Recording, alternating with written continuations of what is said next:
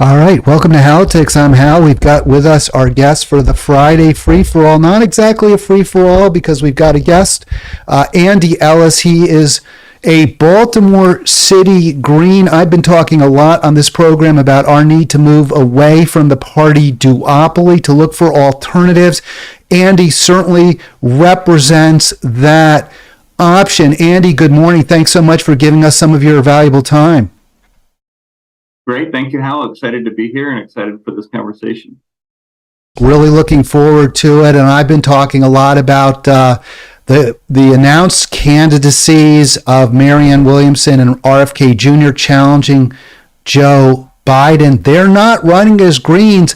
I want a quick take. Do you endorse the idea of supporting a Democrat in the Democratic primaries, or do we need to simply have a break from the Democrats altogether if we want to move this country to the left, even if they're erstwhile or self-denominated or even realistically more progressive than most Democrats, much like the gentleman whose face is on our screen right now?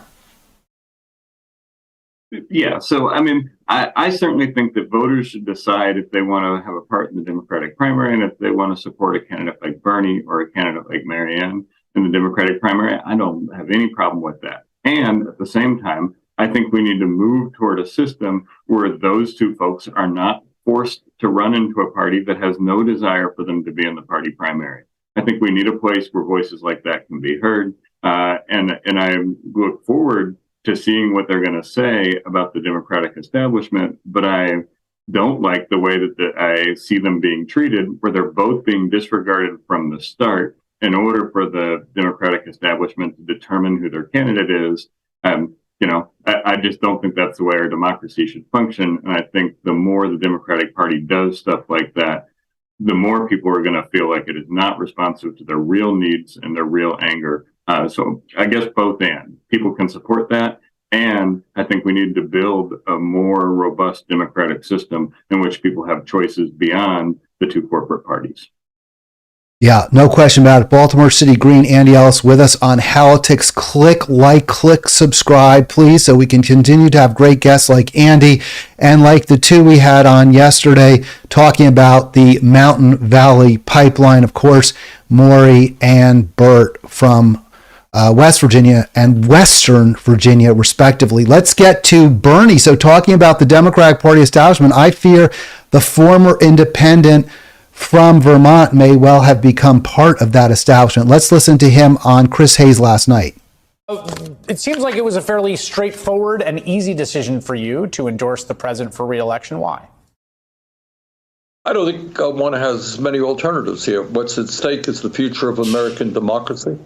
What's at stake is whether we have some right-wing demagogue running this country, or a pathological liar, or somebody who's trying to divide us up, or whether we re-elect somebody who is a very decent human being who's trying to do the opposite, trying to bring the American people.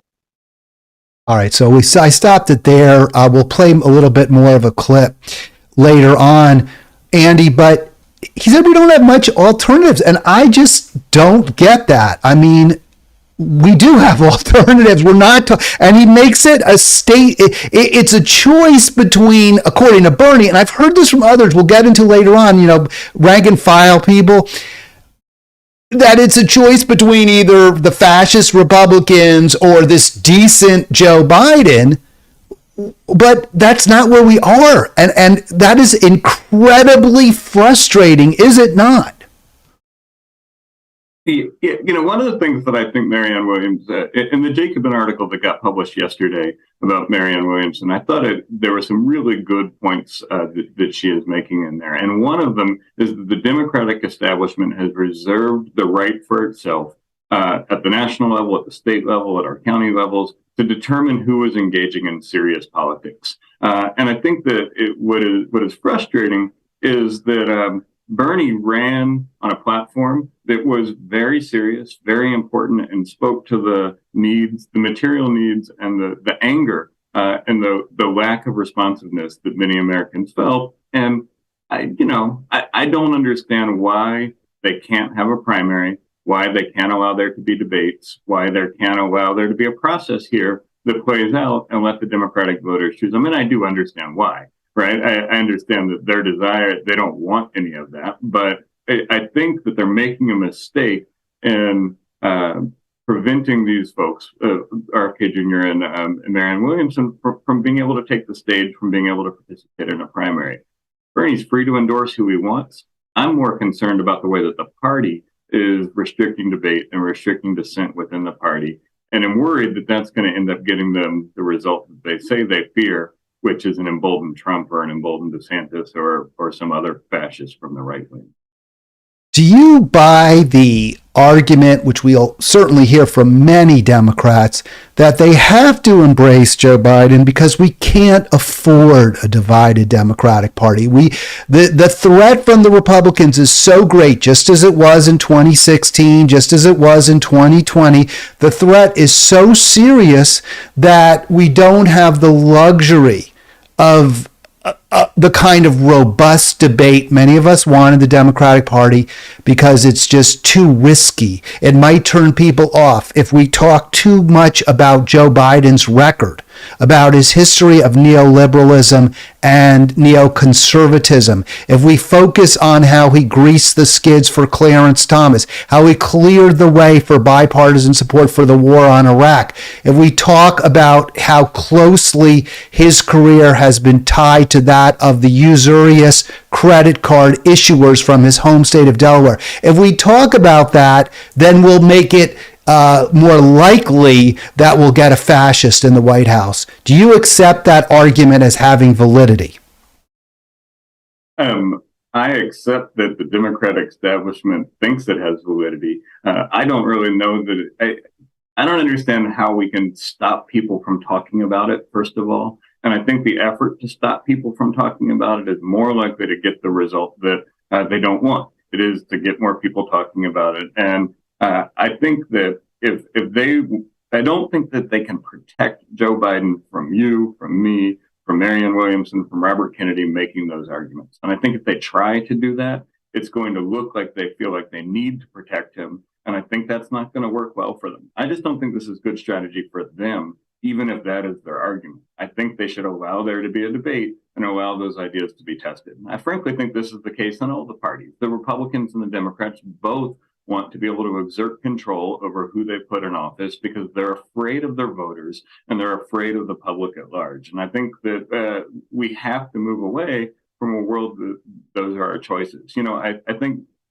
just as much as Marianne Williamson says that the Republican or the Democratic Party tries to define who gets to engage in serious politics, the Republican Party's framework at this point is they're the only ones who get to determine who are legitimate voters and who gets to have access to democracy and who gets to have rights. And both of those frameworks are disastrous for the majority of the people of our country. So yeah, whatever. They're going to make that argument. I think they're wrong. I'm a person who spent a bunch of time as a debate coach. I coached at Towson. I coached the national championship there. And when I look at the strategy of the argument they're engaging in, I see why they're engaging it. I have some empathy for how they got to it. And I just think it's going to produce the wrong outcome for them. All right, we're talking to Baltimore City Green Andy Ellis. He is, I don't think I'm giving away a secret, contemplating a run for governor in Maryland in 3 years. We'll talk about that in a little bit. There's an article in the Maryland Matters online journal, which does a really, I think, a pretty darn good job covering politics in Annapolis and in our free state here. That's pretty positive from a progressive standpoint towards the governor. So I want to talk about that. But I really want to focus for now on national politics, which is what I think most of our viewers are most interested in, Andy. So just before we move on, I want to play more from Bernie. But you said you're somewhat sympathetic, or you understand the arguments and you understand why the Democratic establishment, let's just focus on them rather than the Republicans for a moment, makes the claim that we can't have a robust primary process. We really just need a coronation. You understand why they make it. Do you think it's being made in good faith? In other words, when they say, we need to do this because we have to defeat Trump, we have to defeat the Republicans, and this is the best way to do that. And when I ask if they're making a good faith, I guess I would phrase it this way. If they were persuaded that Joe Biden has less of a likelihood of beating Trump or DeSantis, and that in fact, RFK Jr., a whole slew of polls or internal polling came out that very powerfully laid out the case that Joe Biden was a weaker opponent against either Trump or DeSantis than RFK Jr. or Marianne Williamson. Would they turn on a dime and then say, well, you know what? We thought Biden was likely to win. Now we're not confident. Now we think actually we will do better. Democrats have a better chance if we nominate a true progressive or someone who at least is more progressive, who runs a progressive campaign. Would they do that? Or are they just more part of the neoliberal, neocon establishment? And that's what they want to win, regardless of whether it's a Democrat or a Republican. I don't think they're going to change their mind from Joe Biden. I don't think the people who are making decisions for the Democratic Party right now are going to change their mind from Joe Biden. I guess I could see a scenario in which they change their mind, but I don't think it would be, I think there would need to be some excuse other than electability that Joe Biden was able to give them. There'd have to be a health scare. There'd have to be something like that in order for them to be able to shift. I think they believe, frankly, and completely, that the only person that can beat Donald Trump right now that they've identified as Joe Biden. I certainly don't think that they're going to believe that Williamson or Kennedy is that person. I could be wrong. I'm not a Democratic. I'm not in a lot of discussions with the decision makers in the Democratic Party. But at the same time, I just want to cut you off there because you kind of a little bit. I think I didn't phrase my question well. I guess what I'm getting at is, don't you think that the party king and queen makers like Joe Biden, because he isn't going to change our country in a way that benefits poor, struggling, and working people? They prefer a top-down approach. They like massive wealth and income inequality. They like the fact that we don't really have a country that works for working Americans. Yes, I think the people who are making the decisions like Joe Biden for a variety of reasons. I think he serves their corporatist interest. I think he serves the interest of the status quo, and I think he's bringing things back to normal. So, yeah, I think they like Joe Biden for the reasons that you list, and I think they think he's the right person to do this job. That being said, I also think they have some concerns, and I don't think they have the next person lined up. I think they think Joe Biden is the best chance they have against Trump, and I think that they're going to double down on that argument. We've already seen them doing it. They're canceling debates. They have no intention of this being a contested primary, and I think they think that. And, I guess the party gets to decide that. I don't think it's a great idea. I think you don't think it's a great idea, but it's clear that that's what they think, and it's clear it's how they're acting. Do you think that Vice President Harris is a problem for Joe Biden and his campaign for re-election? I have not thought much about the role that Vice President Harris plays in Biden's campaign for re-election. But your question there is probably the first time I've thought about it in a while, so I don't really have an answer to that question. All right, let's get to the second clip I have here. Again, this is courtesy of the Chris Hayes program on MSNBC. Here's Bernie. Tens and tens of millions of working people are struggling and are in pain in the richest country in the history of the world. So while on one hand, the fight has got to be to protect women's right to control their own bodies, and we just heard a moment ago some of the implications of what right-wing policy has done to women. We've got to fight to protect democracy. On the other hand, we cannot lose track of the fact that over 60% of the American people are living paycheck to paycheck. Over 500,000 people are homeless. People can't afford health care, can't afford prescription drugs, can't afford to go to college, in many cases working for starvation wages. So we need an agenda that speaks to working people, that brings them together to say, hey, what about a government that works for us and not just the billionaires? The House, of course, just passed. All right, I went a little longer. I should have ended it right when Bernie stopped talking there. Missed that cue. But Andy, your response to what Bernie just had to say. 100% we need those things.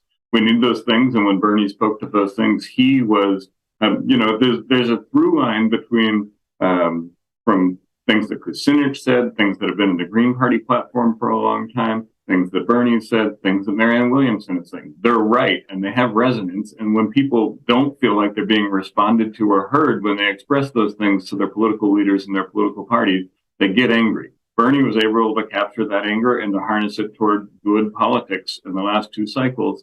Donald Trump was able to harness that and put it toward bad politics. So absolutely, Bernie is right. We must have a program that allows the real material interest of large numbers of Americans and Marylanders and Baltimoreans to be heard and not to be subsumed to the machinations of the Democratic Party playing chess against the Republican Party. So, given that you agree with what Bernie had to say, do you feel that that is consistent with his full-throated endorsement of Joe Biden?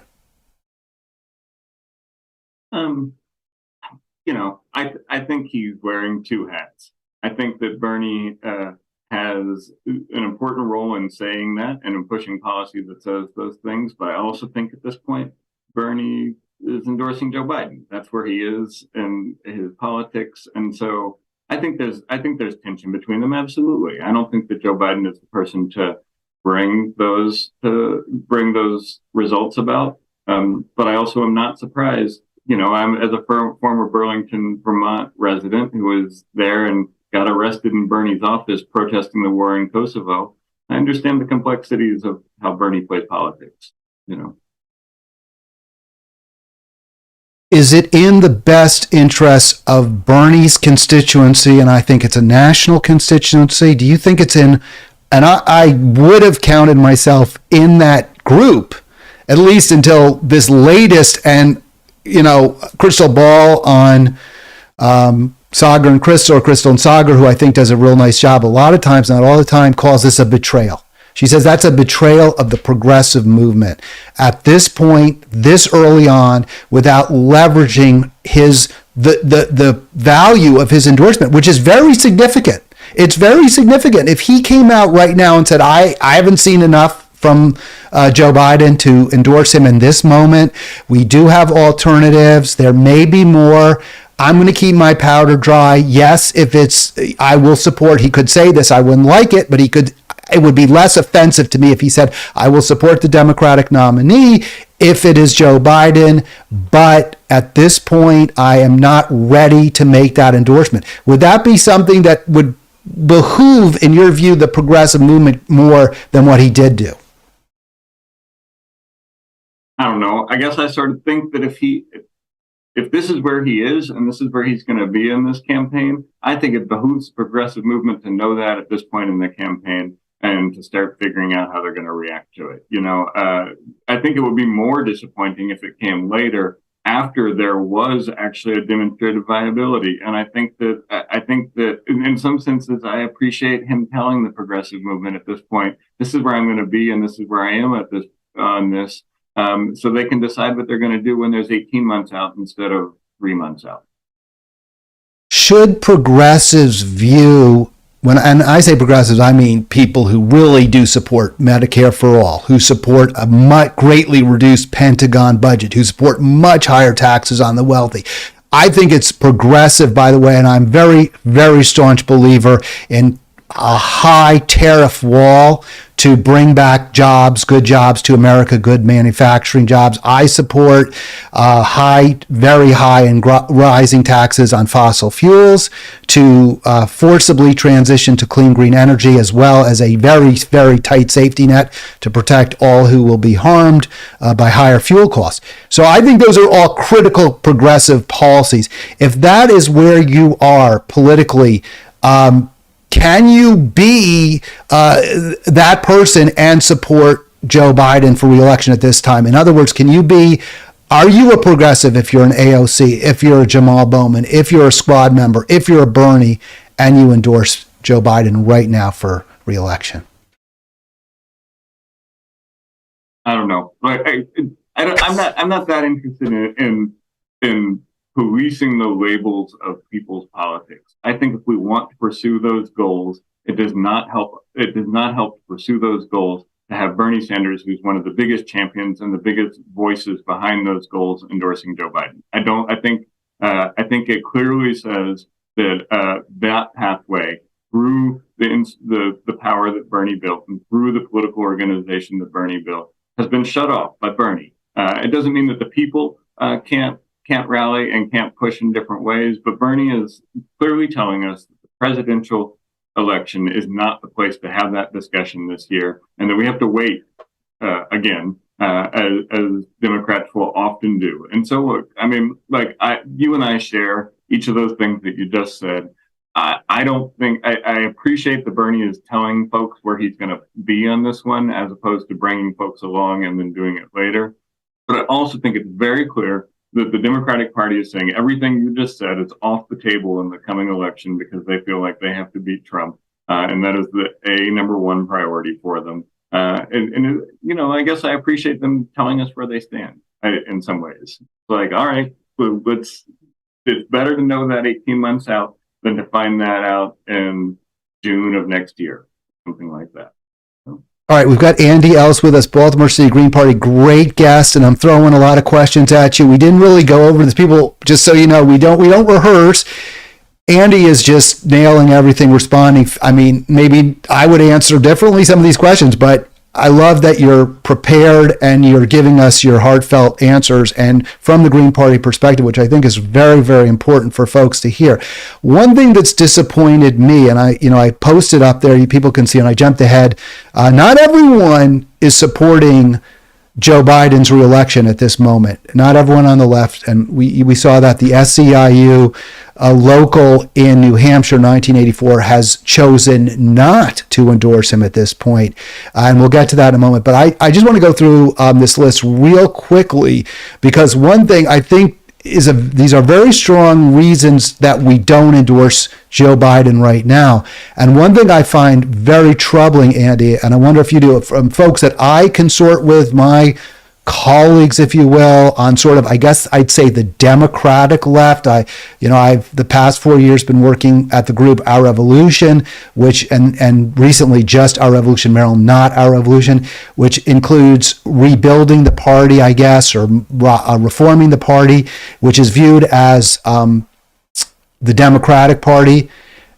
Is they're not willing, they don't want to hear the arguments that this is a corrupt institution, that this is an institution that seems far more concerned with feather bedding, with golden parachutes, with placating wealthy, powerful people, even if they're not donors. They just want them to be happy rather than what once was the Democratic base. Is there a way to reach these people? Do we want to reach them? Can we win an election? In other words, can we figure out ways to get to I don't know, so that you win if you run for governor, so that maybe one day an RFK Jr. Or a Bernie wins in even a Democratic primary if we can't persuade people that this party as a whole does not have their interests at heart, and generally, rather than being reformed by its reformers, it conforms them. Mm-hmm. So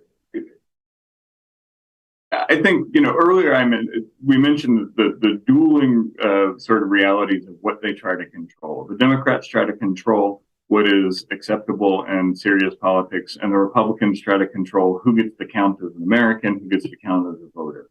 And as long as we have a process that locks those two things into place, and those two parties' only reasonable goal is to try to eliminate one another, I think we're going to go in a very, very bad direction that becomes increasingly less responsive to voters and increasingly sees a set of parties that are controlled by those parties' elites, that are run like corporations and run like brands, where voters don't have any input on it. So I guess I've been reading this article recently by Tabitha Abu-El-Haj, who's a Drexel law professor, and she's calling for political parties to engage in associational reorganization, and to go back to a time in which political parties are listening to people, are building based on organizing or knowing people and are knowing their constituents and are listening to them so that those folks have a say in politics. And I think that I don't think that absent that type of thing, either of these two parties is going to get out of the doom loop that they're in,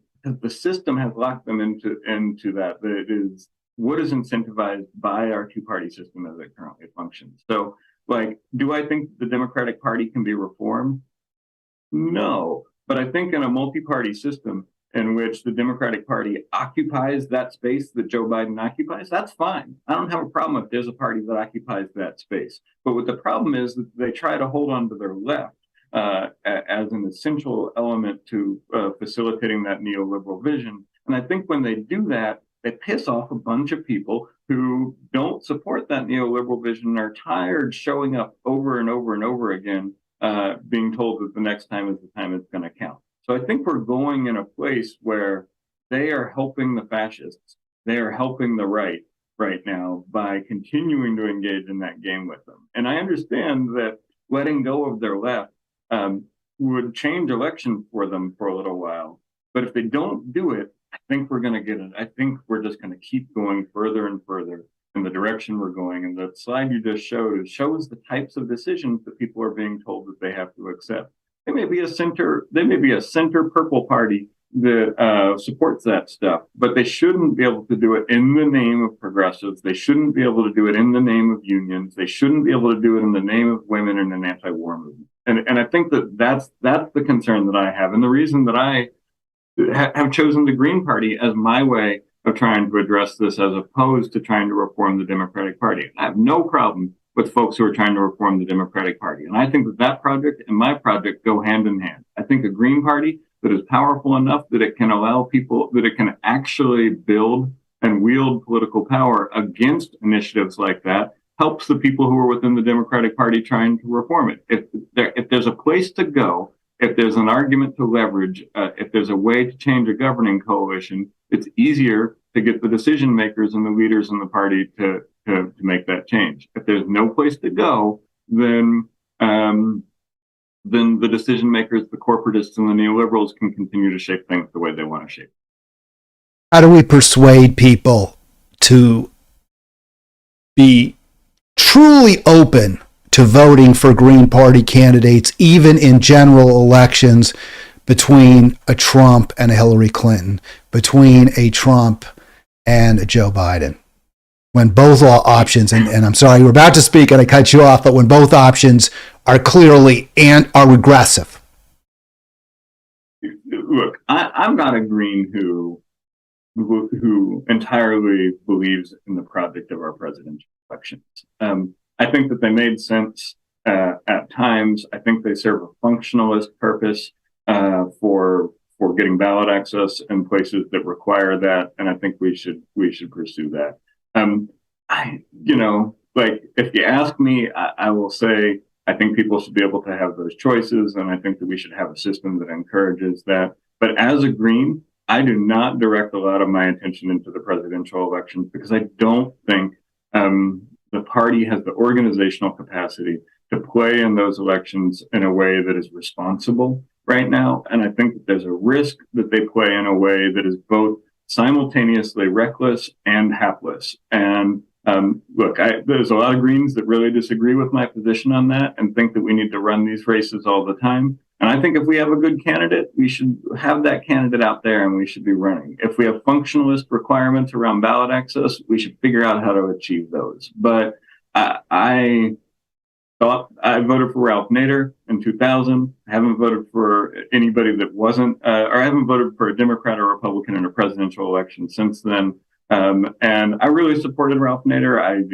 He showed me a way that there was a possibility of there being something different. I really supported Jill Stein. I've met her in person. I've met Hallie Hawkins in person. And I like these folks, but I think Greens spend too much of their energy focused on presidential elections instead of state elections, local elections, and national and other elections. And ultimately, I think that people need to be able to play in that presidential space, but I don't know. For me, it has a risk of being a bit of a distraction that only hurts. I mean, in some ways, if Ralph Nader's election in 2000 was almost too successful. If Ralph Nader had not won some of those votes in places that he won, I think the Green movement would be in a much, much more advanced place in this country, because I think that people would have seen the possibility, they would have seen the hint of the future, and the Democrats wouldn't have cared as much as they did. The Democrats have made a living as it relates to third-party politics out of reminding everybody of that. And it's whether it should be or not, or whether it's logical or not, it is a persuasive argument to many folks. And I don't know. I wish my party would reconsider how it relates to that election. All right, you're listening to Halitics. We've got Green Party, Baltimore City advocate, activist, Andy Ellis with us. We've got about 25 minutes left. I'm not going to take calls this program. Usually I do, but I've noticed we have some tech issues with the phone system, and that has caused some delays. So I'm not going to do that. I want people to understand why, because I do want to hear from you. I'm going to work on that over the weekend. Fortunately, I have a couple of days to try to fix that, Andy. So it'll just be you and I for the next 25 minutes, if you can spare, and I greatly appreciate it. Sure. I want to push back. You know, I did not vote for Ralph Nader. I was very critical of Ralph Nader's candidacy, and I have no regrets. I feel that Ralph, and let me explain this because I want people to understand this. I did vote for Jill Stein in 2016. I did not see meaningful differences between Trump. I'll say it differently. I saw meaningful differences between Trump and Clinton. I didn't see that one was clearly superior, or a better way to put it, they were both, in my view, so bad that I couldn't even say one was clearly worse than the other. I did make a calculated decision that I thought Biden wouldn't be as bad as Trump. I'm kind of mixed on that one. Probably, you know, I think as events transpired, it was certainly justifiable. With regard to the Nader election, I believe then, and I believe now, that Al Gore was the best candidate in that race. And that is why I did not vote for Ralph Nader. I think Al Gore would have been a better president than Ralph Nader. And I think Al Gore really had some very good policies that would have benefited America. I think he was better than his president. And I think he was the most progressive candidate, probably. I know Bill Bradley challenged him as well. But at that point, Bradley was a technocrat, or he is a technocrat. I think he's still alive. Maybe I don't know. He was a good basketball player. So I feel that in that election, Ralph Nader did play the spoiler role. He did, in my view, help elect a much worse president. I don't think there's any question George W. Bush, in fact, in my view, was one of the three worst presidents of all time. So I just want to throw that out there. That was a long-winded peroration, just where I'm coming from with that race. Totally. And I appreciate that perspective. I think I was probably 24 at the time or so. And so Ralph Nader spoke to me. I was in California when I was voting there. So, I mean, I think that's another thing about this is, like, I've never voted in a presidential election in a place where it matters a bit at all who I vote for. I've lived in New York, Vermont, California, Maryland, and Wyoming. And in none of those places, like, does voting in a presidential general election have any bearing on the outcome whatsoever. So, you know, I want to say that, but I hear you on Ralph Nader. I think that race, that race opened Americans to the possibility that there would be a different kind of politics that was more grassroots, that was more progressive, and was based on a platform not that dissimilar from what Bernie ran on in 2016. So very, very similar ideas and very similar concepts. Those have been ideas that were important to me in my teens, important to me in my 20s, and are now important to me in my 40s. And I think there needs to be a party, and there needs to be a person pushing for that type of politics. And I think that I think that both of us would have liked it in some ways if Ralph Nader had performed a little less well in some places, because I think the Green movement would have grown from a Ralph Nader that was getting 1.5 or 2% in Maryland and getting some of these percentage points in Alaska and places like that, but for the argument you're making now, that he spoiled that election. And I think that our country would be in a different place if the Green movement had grown in order to change, with the focus of changing the governing coalitions, as opposed to what I think it has become in the last 20 years, which is simply about giving voters more choices. And I think that just giving voters choices does not connect values to solutions. It does not connect voters to policy. And I think that it's important. Jill Stein says the most important thing the Green Party has done in America is survive for the last 20 years. And that's true. It is important to show that there can be an alternative. But if we want to address the harms of the two-party system, we've got to change our paradigm to one that is about getting people elected, changing governing coalitions, and changing outcomes. Otherwise, I'm not sure what value it has simply by giving folks that choice on the ballot, if that choice doesn't at some point move us toward an ability to implement the solutions that are represented by those candidates and platforms. All right, I really appreciate all of that, Andy. I didn't want it to sound like, and if I did, I apologize that I was scolding you or criticizing you for supporting Nader in 2000. I just wanted to lay out my view because you had laid out yours and mine was very different, and that's all I really wanted to totally make that point. I do. Look, I have been scolded about that question plenty of times. And I did not feel that as critical or scolding or anything like that. It's just having a good debate and sharing different ideas. Right. Well, I would have scolded you 15 years ago for sure, when we were knee deep in W and all that entailed. But, I think with time and age does come perspective, and I'm more empathic and sympathetic towards the views of those who had real concerns about Al Gore as well.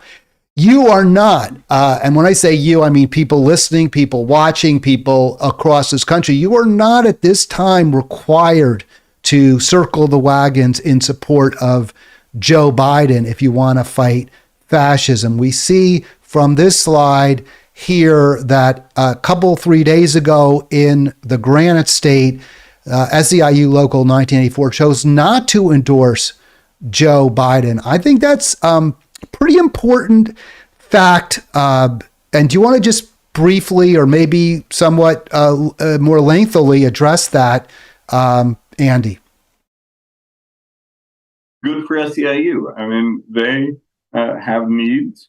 They don't want to fall in line at this point. They want, and I think that the important part of this is at this time, they're not saying we're not going to endorse him. They're not saying we're not going to get behind him, but they're saying prove it to us.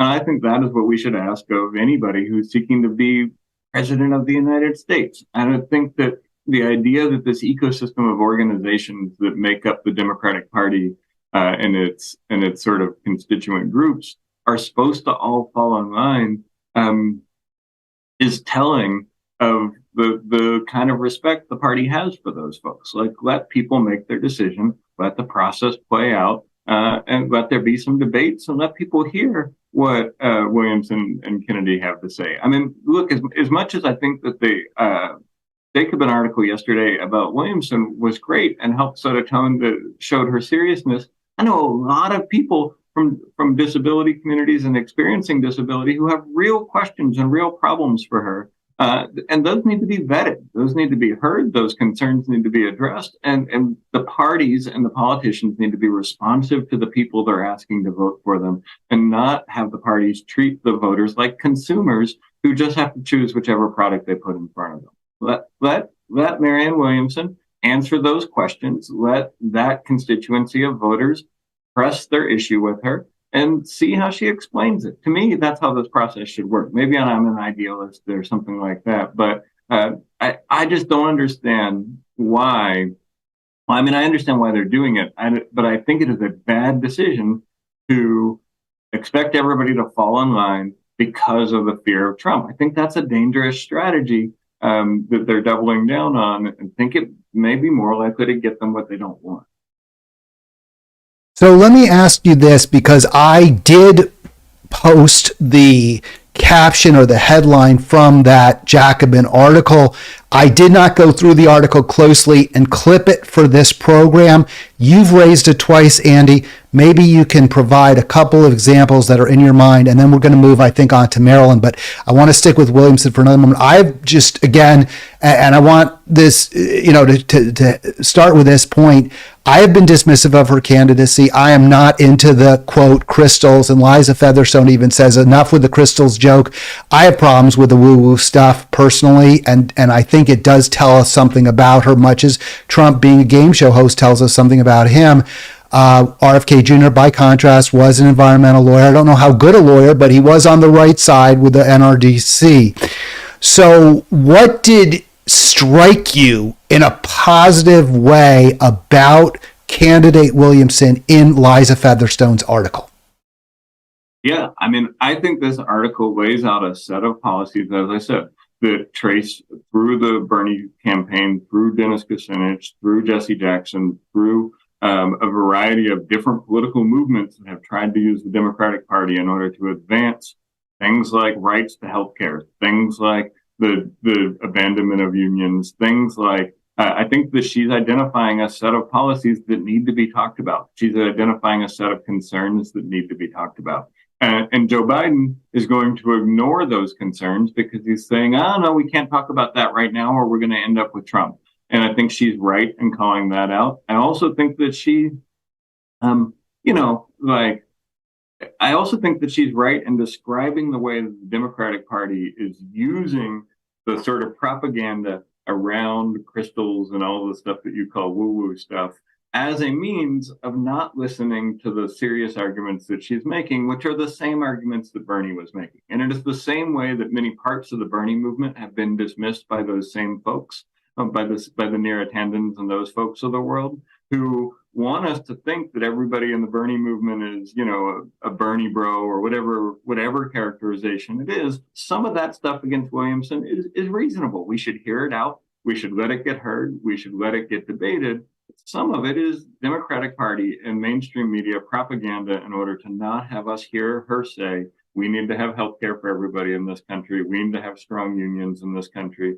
We need to address the anger, grief, and trauma that many, many Americans wake up on a daily basis. Bernie talked about it in the clip that you played. Williamson is the person, I think, most effectively making those arguments in this Democratic primary field right now. And I think that they're using the White House, they're using Neera Tanden, and they're using their bag of dirty tricks that they used against Bernie, that they used against Jill Stein, that they've used against everybody else in order to shut that conversation down because they don't want to say we're not going to have it right now. Is it fair to say that the Democratic establishment is also using RFK Jr.'s anti-vax views in the same way to discredit him so they don't have to respond to his critique of the policies of the Biden administration and the Democratic Party, especially when now he's at 19%, according to the latest Fox poll?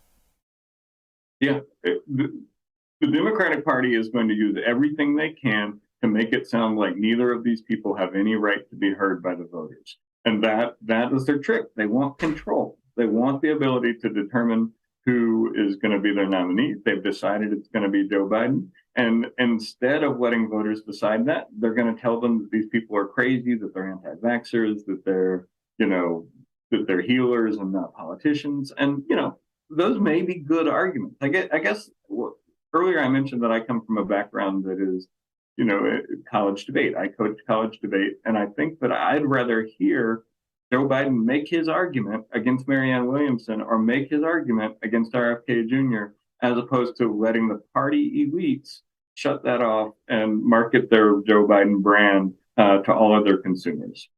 So I'm with you there. I had my mic off for a second, but fortunately I figured it out before going 5 minutes with people watching me flap my gums without saying anything. Well, that's how it always is, even when they can hear me.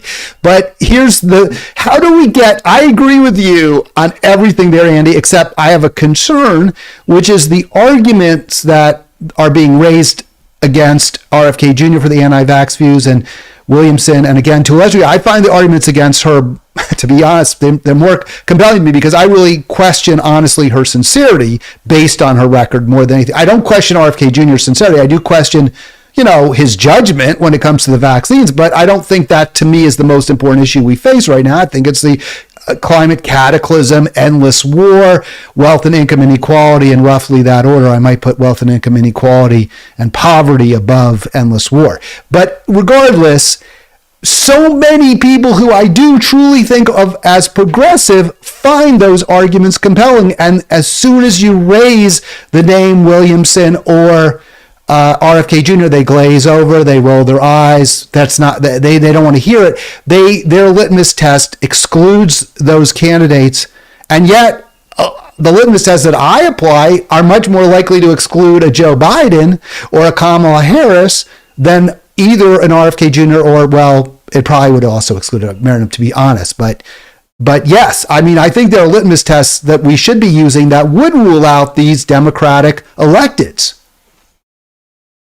Totally. Look, I mean, we can have a, I don't think, at the end of the day, I don't think either RFK Jr. or Marianne Williamson are going to win a Democratic primary, even if it was run entirely fairly.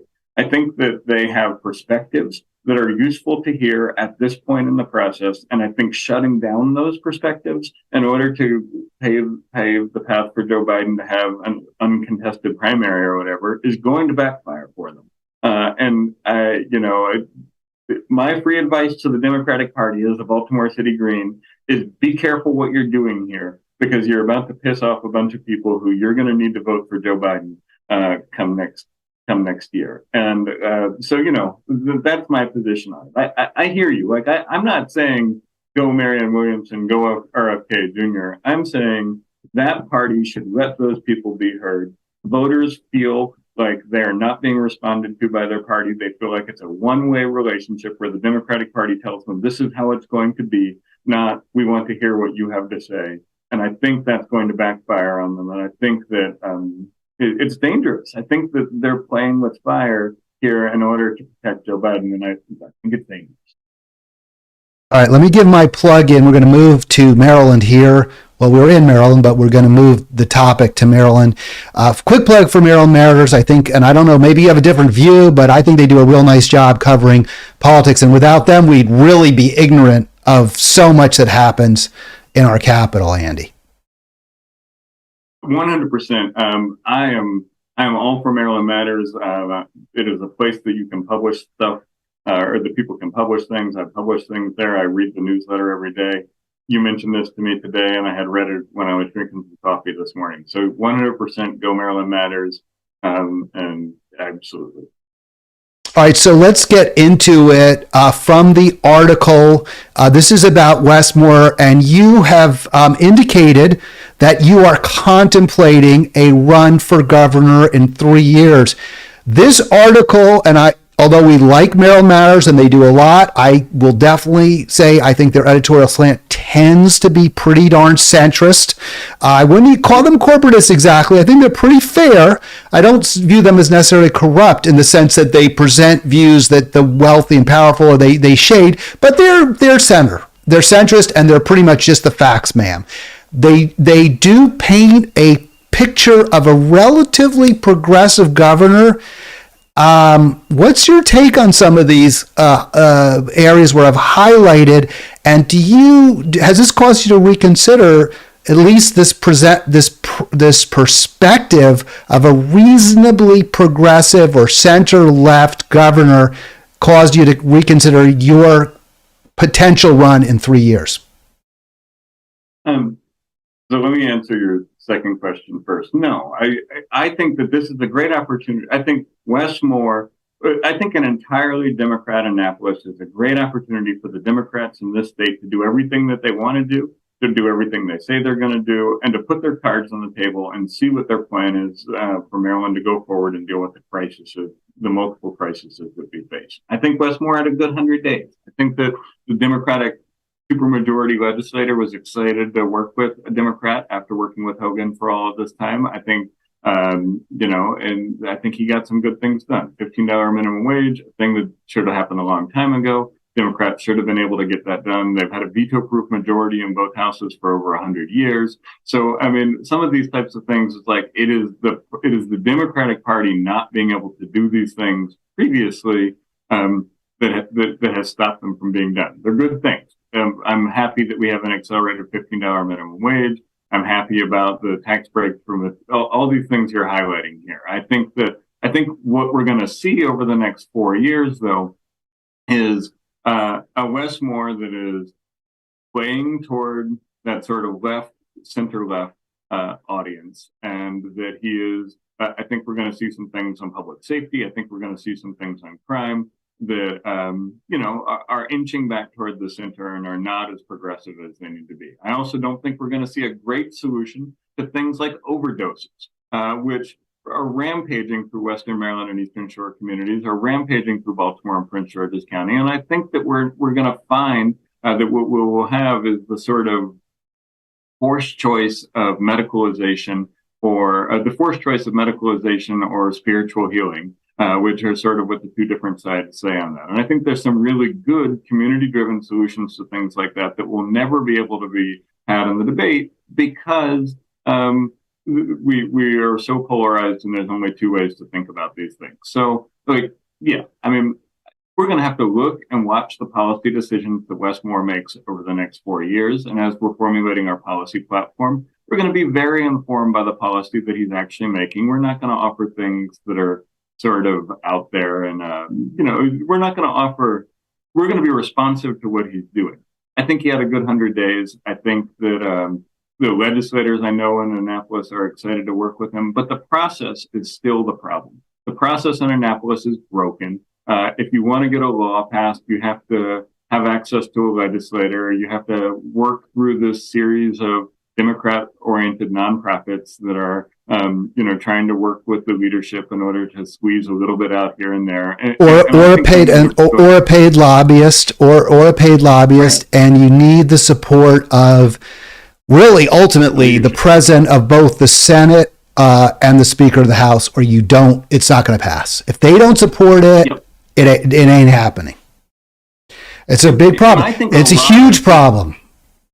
It's a huge problem. And I think the only way to talk, because we don't have referendum in this state, because we don't have citizen-driven ballot initiative in this state, one of the only ways to talk about that problem is to run a campaign that talks about that problem, to get Maryland Matters to say, you, the Baltimore Sun or whoever, to say, this is happening. And so I appreciate you putting me in that group, by the way. Thank you. And yes, you were saying your campaign, you're running a campaign to bring that issue right for true Maryland General Assembly reform. Yep, absolutely. And I think we're going to talk about the process being the problem throughout this campaign, because the process at the state government level and at the local government level in Maryland is so gerrymandered and is so anti-democratic in so many ways that I think people need to know about it. I think people need to show up about it. I think we need to make those arguments in the only place where they're going to care about them, which is in a general election for the governor, because they're not going to care about it otherwise. Also, it's really the only place you'd have the ability to impact on the process. In one election. I'm going to move on super quick because I wanted to get to this last point I was making. But I also just want to say, the first 100 days or what have you, there were some good things, but also let's not lose sight of some of the negatives. There's no indexing for the minimum wage, which, to be fair to the governor, he did support. He also did not champion one fair wage, which would include tip workers, which I think is really important. I'm a big believer that that people who work in restaurants should not have to depend on the largesse of their customers that they serve for a decent salary. I think that's very important. Also, some of the stuff Moore's getting credit for, maybe he doesn't, as you said, this was going to happen regardless. And I think like the offshore wind, everyone's talking about, there's been no new projects though. It's a rainy day fund that it has not been tapped. Some of this stuff is really good. Funding for abortion providers is good. I love the paid service year for Maryland high school grads. That said, we're not getting anywhere near, nobody's pushing for any kind of universal single payer care, even though there is a bill, and that a friend of mine, Sheila Ruth, who's a delegate, has been presenting, and it languishes, and the governor hasn't supported, nobody supported it. We do see groups like CASA, which represents immigrants, they're liking the governor and some of his, these are good things. Again, I think it's more to it. They will make a difference. I want to minimize them. At the end, they're ultimately around the edges, right, Andy? It's not a sea change in the way business is done in Maryland. Exactly. Look, like I said, I think there's a place in the governing coalition for a party and a leader like Wes Moore. I think that Wes Moore is going to be a public-private partnership guy. He's going to get some good bills passed. But I think there is a distinction that needs to be made about what we really need to do to address the climate emergency, what we really need to do to make sure that Marylanders have access to medical care, what we really need to do to make sure that the folks in CASA don't have to go get arrested in Bill Ferguson's office in order to demand medical care for immigrants. I mean, it is. I think that what I'm excited about the Moore administration is they will have no excuses at the end of this for the things that they didn't get done. And will be on the table will be what they wanted to get done. They have all of the power. And so, yeah, look, I mean, the legislature is going to argue with them some, but they control everything. And so there's no excuse for them at the end in 4 years if there isn't new wind in Ocean City, if there isn't better rail, if there isn't transit that works. Speaking of things that Sheila Ruth is supporting, if there isn't better democracy, I don't know. I go for it. Do your thing. You all have the kind of government that people dream of. Implement it. Show us what you got, and then we'll have a debate about that in 4 years about whether those are the only things we should have been doing or whether there be more that we continue to ask for and build for. All right, just real quick on this, I posted here, this is a good bill too. This is the one about pushing for more electric trucks. Those diesel trucks really do a number, especially in poor, struggling, working communities. They're cancerous, carcinogenic causers, whatever the word is, they're carcinogenic.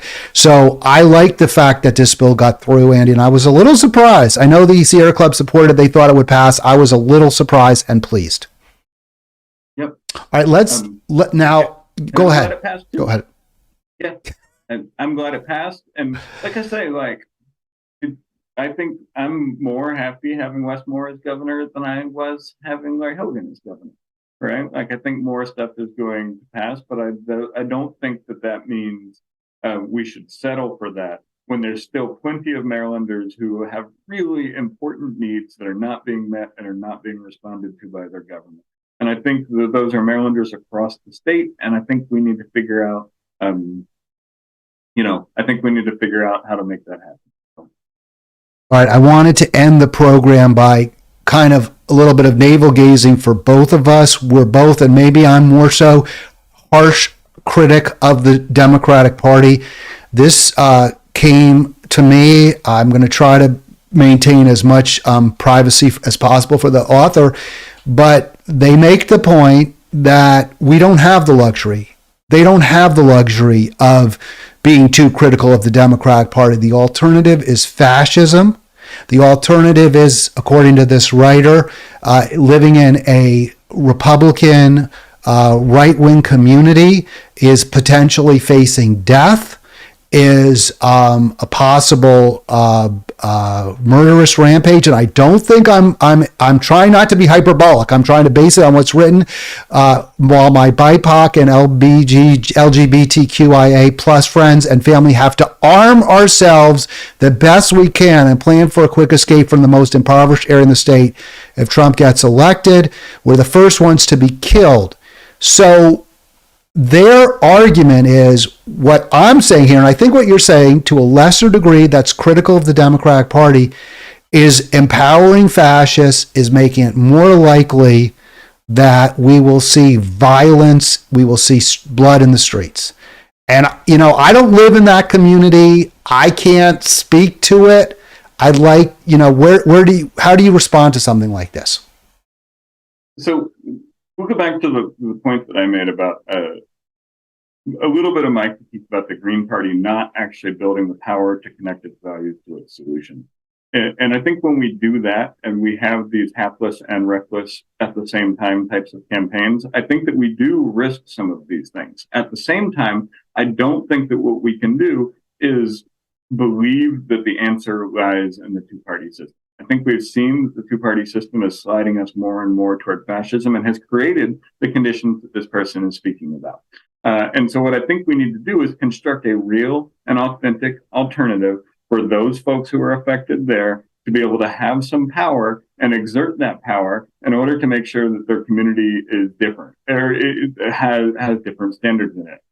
I think that a constructivist approach that asks us to build a green party that is responsible and careful and connects its values to its solutions can help address this problem. And I think that that's why my call is to start thinking about it instead of a national level in which we give people a choice, damn the consequences. My call is to build local and statewide organizations that can stand up for folks and can sometimes join a governing coalition with Democrats in order to stop those fascists. But I guess I think that not trying to build that alternative, not trying to construct a better way forward, leaves us with the Democrats and this system as the only thing that we have protecting that person and their community. And I don't think that that's sufficient either. So, I think these are the kind of debates we need to have, though. I think that the people on the left need to have constructive debates about what this future looks like. And we need to consider multiple parties. We need to consider multiple healthy parties. And we need to have a debate about whether those multiple healthy parties help to ensure the safety of our most aggrieved and most at-risk communities, or whether they don't. And if we end up deciding, if I end up feeling after authentic and good debate with folks that I'm putting people at harm by running a campaign like this, I'm not going to do it. That's why I'm considering it right now. It's not a vanity project. I want it to be good for me, good for the people of Maryland, and good for the Green Party. And I think if it can't be all those things, or if it's just one of those things, then I'm not going to do it. But if it can be all of those things, then let's go forward and build a future in which we can have a multi-party democracy that is responsive to more of our voters, and more people can be heard, and more people can feel like government is there to work for them as opposed to against them. I want to thank Andy Ellis so much for joining me on Halitics. Andy, the Baltimore City Green, contemplating a run in 3 years for governor here in Maryland. We had a wide-ranging discussion. Hope you enjoyed it. Please click subscribe in the bottom right corner of your screen. Please click